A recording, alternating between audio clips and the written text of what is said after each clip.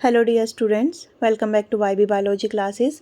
आज की क्लास में हम बात करेंगे रेस्पिरेशन इन पैलियोमोन के बारे में। पैलियोमोन में किस तरीके से रेस्पिरेशन होगा, कौन कौन से रेस्पिरेटरी स्ट्रक्चर प्रेजेंट होते हैं, उनके कैसे डायग्राम बनते हैं, वो सारा हम कवर करेंगे।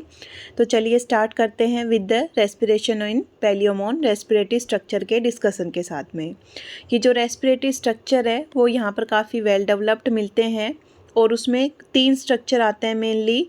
कि जो गिल चैम्बर है, गिल कवर है, उसकी inner lining of branchiostegite gill cover को ही बोला गया है। 3 पेयर ऑफ एपिपोडाइट प्रेजेंट होते हैं which are present on 3 maxillipeds in thoracic region. 8 pair of gills या फिर ब्रैंकिया प्रेजेंट होते हैं।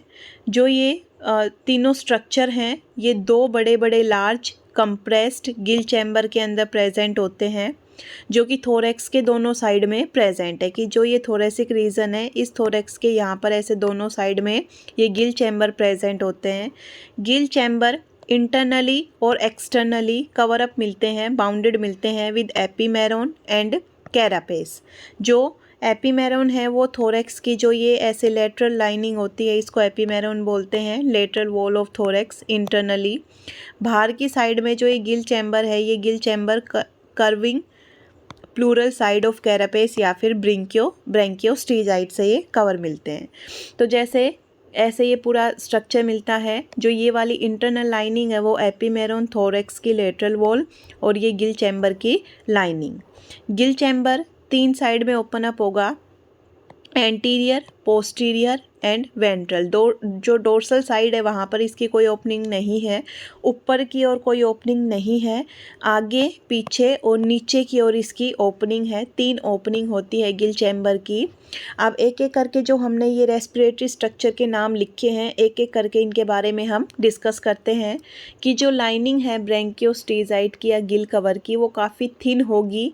अंदर वाली लाइनिंग की बात की जा रही है, बाहर की नहीं। कि जो इनर साइड की लाइनिंग है गिल कवर की वो काफ़ी थिन, मेम्ब्रेनस और हाईली वस्कुलर होती है, जिसके अंदर माइन्यूट ब्लड वेसल्स प्रेजेंट होती है।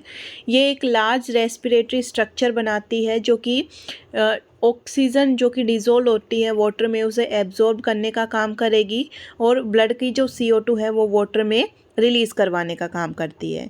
तो जो भी काम होता है रेस्पिरेटरी सरफेस का, तो ये एक बड़ा सा रेस्पिरेटरी सरफेस प्रोवाइड करवाती है इनर लाइनिंग ऑफ ब्रैंकियोस्टीजाइट,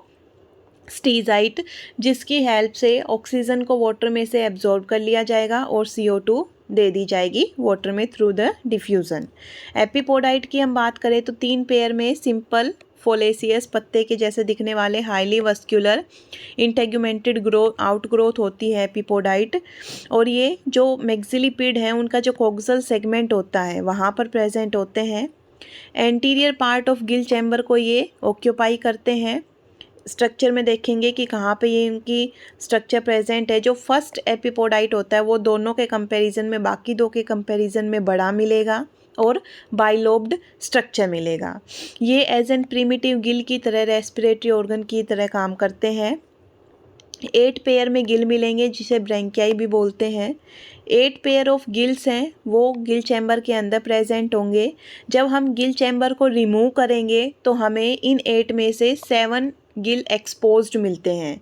जो थर्ड वाला जो गिल है वो सेकंड वाले गिल के नीचे उसके नीचे प्रेजेंट होता है, जिस वजह से हमें वो दिखाई नहीं देता। फाइलोब्रैंक टाइप ऑफ गिल प्रेजेंट होते हैं। फाइलोब्रैंक टाइप ऑफ गिल मतलब कि जो गिल प्लेट्स हैं वो इस तरीके से एक मीडियन लॉन्जिट्यूडनल ग्रुव से ऐसे अटैच हैं और जो गिल प्लेट्स हैं वो एक बुक के पेज की तरह अरेंज हैं, रोम्बोइडल शेप की मिलती हैं गिल प्लेट्स। 2 रो में इस मीडियन लॉन्जिट्यूडनल ग्रुव के दोनों ओर 2 रो में ऐसे गिल प्लेट अरेंज हैं जैसे बुक के पेज होते हैं वैसे, और इस मीडियन एक्सिस के 90 डिग्री लाई करते हैं।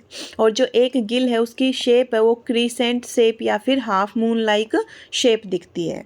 ये पूरा लेफ्ट गिल चैम्बर दिखा रखा है एक्सपोज्ड करके, जिसमें पूरे गिल है वो एक्सपोज करके एपिपोडाइट और पूरे स्ट्रक्चर दिखा रखे हैं कि गिल चैम्बर के अंदर कैसे क्या स्ट्रक्चर है। ये एक गिल चैम्बर लेफ्ट साइड वाला दिखा रखा है।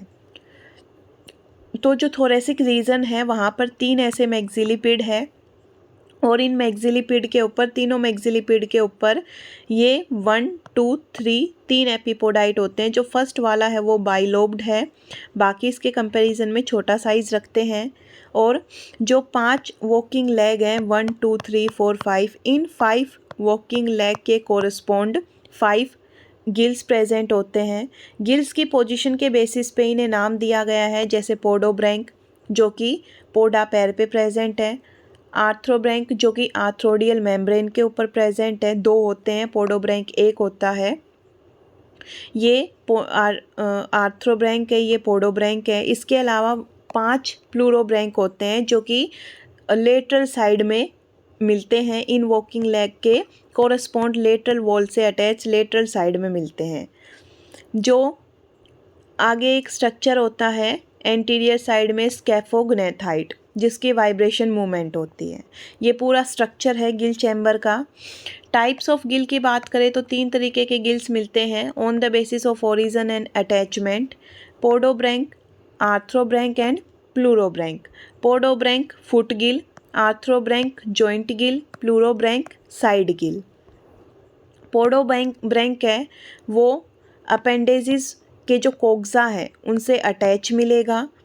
एक पोडोब्रैंक प्रेजेंट होता है जो कि सेकंड मैक्सिलिपिड के कोक्सा से अटैच मिलेगा।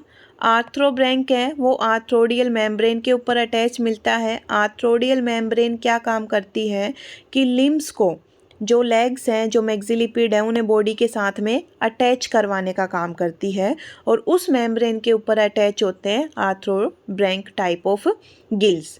जो थर्ड मैक्सिलिपिड है उसके ऊपर 2 आर्थ्रोब्रैंक मिलेंगे। सेकंड जो आर्थ्रोब्रैंक है वो स्मॉलेस्ट मिलेगा और वो फर्स्ट आर्थ्रोब्रैंक के नीचे कंसील्ड मिलेगा, मतलब उसके नीचे छुपा हुआ मिलेगा। प्लूरोब्रैंक की बात करें तो ये लेटरल वॉल ऑफ सेगमेंट जो लिम्ब है, लिम्ब की लेटरल वॉल से अटैच मिलते हैं। 5 जो लास्ट के 5 हैं वो प्लूरोब्रैंक हैं और थोरेसिक सेगमेंट की जो जहाँ पर 5 वॉकिंग लेग प्रेजेंट होते हैं वहाँ की लेटरल वॉल से ये अटैच मिलेंगे। ब्रैंकियल फॉर्मूला रिप्रेजेंट करता है number and disposition of respiratory organs को। ऐसे ही अपेंडेजेस हैं 3 मैक्सिलिपिड और 5 वॉकिंग लेग्स। एपिपोडाइट, पोडोब्रैंक और आर्थ्रोब्रैंक, प्लूरोब्रैंक की अगर हम बात करें तो 3 एपिपोडाइट एक मैक्सिलिपिड के ऊपर प्रेजेंट है। एक पोडोब्रैंक होता है सेकंड मैक्सिलिपिड पे, 2 आर्थ्रोब्रैंक होते हैं थर्ड मैक्सिलिपिड पे और जो प्लूरोब्रैंक है वो मैक्सिलिपिड पे नहीं होते। एक प्लूरोब्रैंक कहाँ पे होते हैं? वॉकिंग लेग्स पे। तो इस तरीके से हम इनका टोटल करेंगे, ऐसे पूरी टोटलिंग करेंगे और टोटल करने के बाद इनका जो पूरा हम सम देखते हैं तो वो ऐसे भी और इस टाइप से भी वर्टिकल एंड हॉरिजेंटल 11 ही आएगा। अब गिल का स्ट्रक्चर की बात करें तो ये मोर और लेस क्रीसेंट शेप का मिलता है। ग्रेजुअली इनका साइज जब हम पीछे की ओर बढ़ते हैं तो इंक्रीज़ होता है कि जैसे ये छोटा फिर उससे बड़ा फिर उससे बड़ा, ऐसे पीछे की ओर जाते हैं तो इनका साइज़ हमें इंक्रीज़ होता हुआ दिखेगा। और जब हम पीछे वाले से आगे की ओर आते हैं तो हर एक का साइज़ छोटा होता जाएगा।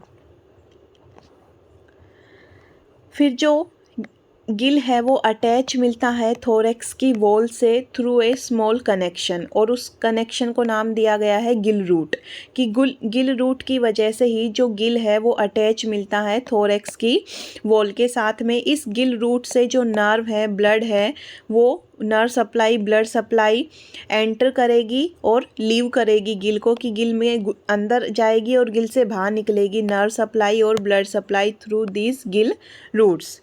फाइलोब्रैंक टाइप ऑफ गिल की हम बात करें तो ये 2 row of leaf like rhomboidal gill plate arranged like leave of book at perpendicular axis to axis. ये अभी हमने फाइलोब्रैंक टाइप ऑफ गिल को एक्सप्लेन किया था कि बुक के पेज की तरह रोम्बोइडल शेप के जो कि एक्सिस से 90 डिग्री पे अटैच मिलते हैं 2 रो में। गिल प्लेट है वो मिडल वाली जो गिल प्लेट है वो लार्जेस्ट मिलेगी और जैसे जैसे हम दोनों साइड में प्रोसीड करेंगे वैसे वैसे इनका जो साइज़ है वो छोटा होता जाएगा। बीच में एक mid deep median longitudinal groove मिलती है बेस ऑफ गिल रफली ट्रायंगुलर शेप का मिलेगा। अगर हम बात करें हिस्टोलॉजी ऑफ गिल प्लेट की, जो गिल प्लेट है उनके सेल्स के बारे में बात करें तो ये सिंगल लेयर ऑफ सेल्स की बनी हुई है with in cuticle on the both side with thin cuticle, कि सिंगल लेयर ऑफ सेल जिसके बाहर पे क्यूटिकल, और जो सेल्स हैं वो दो तरीके की होती है, पिगमेंटेड और ट्रांसपेरेंट सेल। पिगमेंटेड और जो ट्रांसपेरेंट सेल है वो एक दूसरे के अल्टरनेटिवली प्रेजेंट होंगी।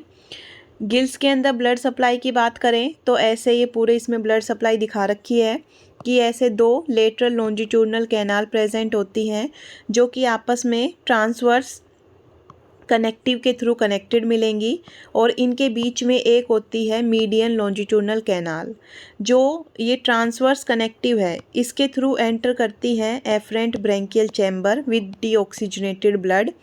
ये जब एंटर करके और पूरा यहाँ से मीडियन से बाहर निकलेंगी तो उस टाइम पे इसका ऑक्सीजनेशन हो जाता है और मीडियन से बाहर निकलती है efferent branchial channel with oxygenated blood. ऐसे जो ट्रांसवर्स कनेक्टिव है वहाँ पर ऐसे दो लेटरल लॉन्जिट्यूडनल चैनल को कनेक्ट करेगा, ये मार्जिनल चैनल है ऐसे, और बीच में मीडियन लॉन्जिट्यूडनल चैनल है। ये टीएस कट करके दिखा रखा है गिल प्लेट का। ऐसे ब्लड एंटर करेगा और फिर वो यहाँ से लीव करेगा, लेकिन जब यहाँ से और यहाँ तक ब्लड आता है तो जो वाटर है इसके ऊपर जो वाटर फ्लो करेगा उस वाटर में से ऑक्सीजन को ले लेगा और CO2 को वाटर में पास ऑन कर देगा। From one end to another end of gill, 3 longitudinal blood channels run, जिसमें से दो तो लेटरल लॉन्जिट्यूडनल चैनल है, एक मीडियन लॉन्जिट्यूडनल चैनल है, और जो दो लेटरल लॉन्जिट्यूडनल चैनल है वो आपस में एक दूसरे से कनेक्टिव ट्रांसवर्स कनेक्टिव से जुड़े हुए हैं, जिसकी वजह से लैडर लाइक और ऐसा ये CD जैसा सा ऐसा स्ट्रक्चर दिखता है। ब्लड सर्कुलेशन की अभी हमने बात की कि जो डीऑक्सीजनेटेड ब्लड है बॉडी का वो एंटर करेगा गिल में बाय एफरेंट ब्रैंकियल चैनल, जो कि ट्रांसवर्स चैनल में ओपन अप होगा। जो ट्रांसवर्स चैनल है वहाँ से ब्लड जाएगा लेटरल लॉन्जिट्यूडनल चैनल में, मार्जिनल चैनल से होता हुआ मीडियन लॉन्जिट्यूडनल चैनल से ब्लड बाहर निकलेगा। इस ट्यूरिंग ब्लड का ऑक्सीजनेशन हो जाएगा और जो ब्लड है वो पेरिकार्डियम में एंटर करता है through efferent branchial chamber. Mechanism of respiration की बात करें तो जो अभी हमने स्कैफोग्नेथाइट देखा था हर एक चैम्बर के अंदर, ये जो स्कैफोग्नेथाइट है ये वाइब्रेशन मूवमेंट करता है स्कैफोग्नेथाइट। इसकी कांस्टेंट और वाइब्रेटिंग मूवमेंट की वजह से जो वाटर है वो एंटीरियर ओपन एंड से गिल चैम्बर में एंटर करेगा। Its action is supplemented by exopodite of maxilliped. Maxilliped के ऊपर जो एक्सोपोडाइट होते हैं वो भी इस स्कैफोग्नेथाइट की हेल्प करते हैं वाटर की मूवमेंट में।